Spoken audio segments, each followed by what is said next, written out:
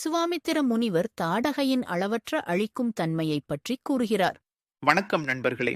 கடந்த பாடல்ல விசுவாமித்திர முனிவர் ராமர் கிட்ட அந்த தாடகை அப்படிங்கிற அரக்கி ராவணனோட கட்டளையால தன்னோட யாகத்தை கெடுக்கிறது மட்டும் இல்லாம அங்க தேசத்துல இருக்கிற மக்களையும் அவங்களோட குடும்பங்களையும் மொத்தமா அழிச்சிட்டு திரியிறான்னு சொன்னார். இப்போ அவளோட கொடுமையோட உச்சத்தை இன்னும் ஒருபடி மேல ஏத்தி ராமர் மனசுல பதிய வைக்கிறார். கேட்கவே நடுங்குது பாருங்க. முன் உலகு அழித்து முறை நின்ற உயிர் எல்லாம் தன் உணவு எனக் கருது தன்மையினள் மைந்த என் இனி உணர்த்துவது இனிச் சிறிது நாளில் மண்ணுயிர் அனைத்தையும் வயிற்றின் இடும் என்றான். அடடா, விசுவாமித்திரர் சொன்ன ஒவ்வொரு வார்த்தையும் அனலாய் ராமர் மனசுல பதியுது. கம்பர் எவ்வளவு அழகா இந்த கொடூரத்தை விவரிச்சிருக்கார் பாருங்க. முனிவர் மைந்தா அப்படின்னா மகனே ராமான்னு அன்பா கூப்பிட்டுட்டு முன் உலகு அழித்து முறை நின்ற உயிர் எல்லாம். பாருங்க, இந்த வரியிலேயே எத்தனை ஆழம் இருக்கு. இந்த உலகத்தை முதல்ல படைச்சு அப்புறம் அதை பாதுகாத்து முறைப்படி நிலைநிறுத்திய உயிர்கள் இருக்குல்ல, அதாவது பிரம்மாவால படைக்கப்பட்டு திருமாலால் காக்கப்பட்ட அத்தனை ஜீவராசிகளும். இதையெல்லாம் தாடகை எப்படி பார்க்கிறா தெரியுமா?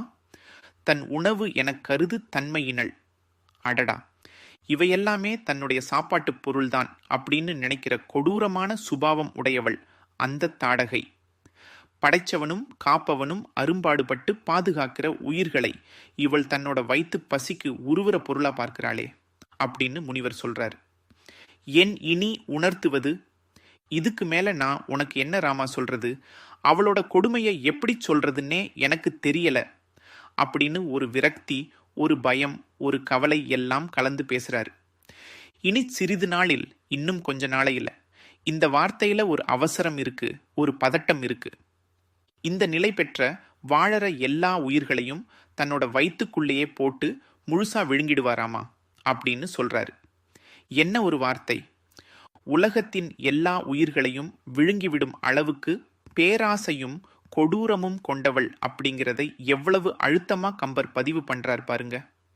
அதாவது தசரதன் எப்படி உயிர்களை காப்பதில் பெருமைப்படுவானோ அதுக்கு அப்படியே நேர்மாறா உயிர்களை அழிப்பதையே தாடகை தன்னோட இயல்பா வச்சிருக்கா அப்படிங்கிற பெரிய வேறுபாட்டை கம்பர் எவ்வளவு அழகாக இங்கே உணர்த்துகிறார். தாடகையோட கொடுமைங்கிறது வெறும் ஒரு உயிர் வதை இல்லை, அது ஒரு உலக அழிவு அப்படிங்கிற பயங்கரமான சித்திரத்தை விசுவாமித்திரர் ராமர் மனசுல பதிய வைக்கிறார். இவ்வளவு கொடுமை நிறைந்தவளா இந்த தாடகை? இதை கேட்ட ராமபிரான் என்ன செய்ய போறார்? அவரோட பதில் எப்படி இருக்க போகுதுங்கிறதை அடுத்த பாடல்ல கேட்கலாம். நன்றி.